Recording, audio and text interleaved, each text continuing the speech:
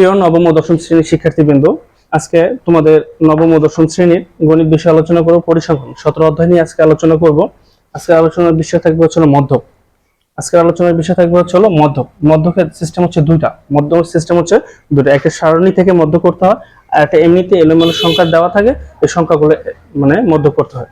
আমি বিগত সালের যে প্রশ্নগুলো এদিকে অ্যানালাইসিস করে দেখেছি যে অনেকগুলো জায়গায় এলোমেলো করে সংখ্যা দেওয়া থাকে যেটার মধ্যক নির্ণয় করতে বলে। এটা সৃজনশীলের ক নঙ্গে আসে অথবা যে কোনো একটা এমসিকিউ আসে।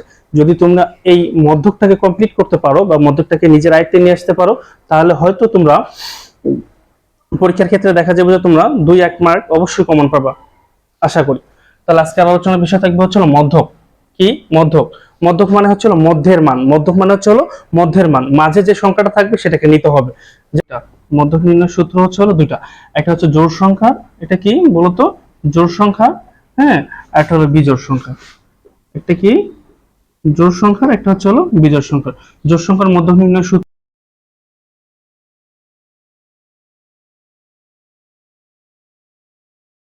এখন বলতে পারো জোড় সংখ্যা কি আর বিজোড় সংখ্যা কি। আমি উদাহরণ দিয়ে এই বিষয়গুলো তোমাকে দেখাচ্ছি। তাহলে জোড় সংখ্যার সূত্র কি? যদি মধ্যকের সময় জোড় সংখ্যা হয় তাহলে n/2 তম পদের মান যোগ n/2 + 1 তম পদের মান ডিভাইডেড 2, আর যদি বিজোড় হয় তাহলে n + 1/2 তম পদের মান। এটা হচ্ছে মধ্যক নির্ণয়ের সূত্র। আচ্ছা, এখন আমরা একটা উদাহরণ দিয়ে দেখব যে কিভাবে মধ্যক নির্ণয়ের সূত্রটা ব্যবহার করা হয়। আচ্ছা, তাহলে আমরা এখন একটা উদাহরণ দিতে যাচ্ছি। উদাহরণটা তোমরা একটু মনোযোগ সহকারে দেখবে।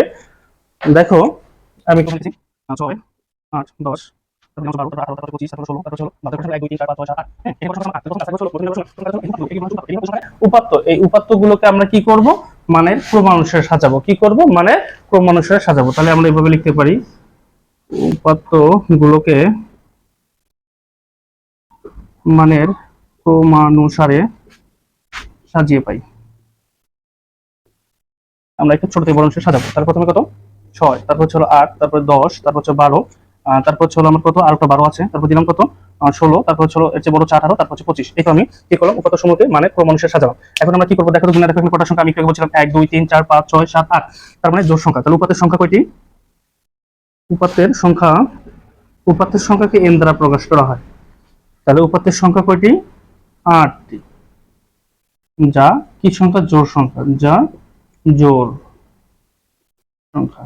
আচ্ছা, উপাত্তটা হচ্ছে জোড় সংখ্যা। তাহলে এই যে এখানে বুঝবা যে উপাত্তটা কি? জোড় সংখ্যা। তার মানে জোড় সংখ্যার সূত্র বসবে। জোড় সংখ্যার সূত্র কি? আমরা জোড় সংখ্যার সূত্র আমরা ছিলাম, আমি একটা লিখে দিচ্ছি, n/2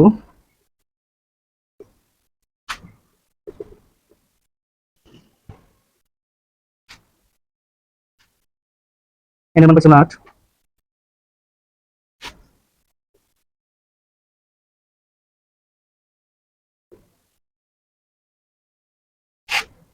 আটকে দ্বিতীয় ভাগ দিলে কত হয়? 4 হয়। তাহলে 4 তম পদ, তাহলে এটাকে ভাগ দিলে হচ্ছে 4 4 5 5 তম পদের মান। আচ্ছা, দেখি আমরা 4 তম পদের মান কত। দেখো 4 তম পদের মান 1 2 3 4 12।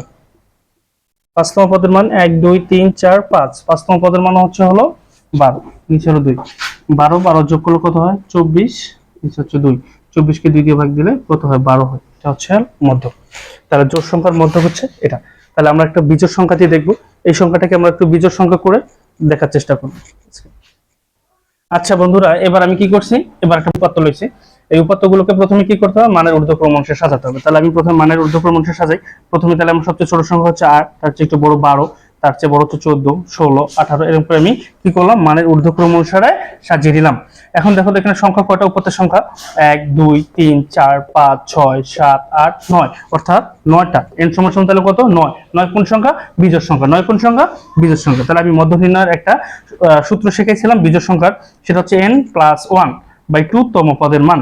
তাহলে n এর মান আমরা কত পাইছি? 9। n এর মান কত পাইছি? 9 যোগ 1/2 তম পদের মান। 9 আর 1 যোগ করলে 10, নিচে হচ্ছে 2। তাহলে তম পদের মান 10 কে আমরা 2 দিয়ে ভাগ দিলে 5, 5 তম পদের মান 1 2 3 4 5, 5 তম পদের মান তাহলে কত আমার?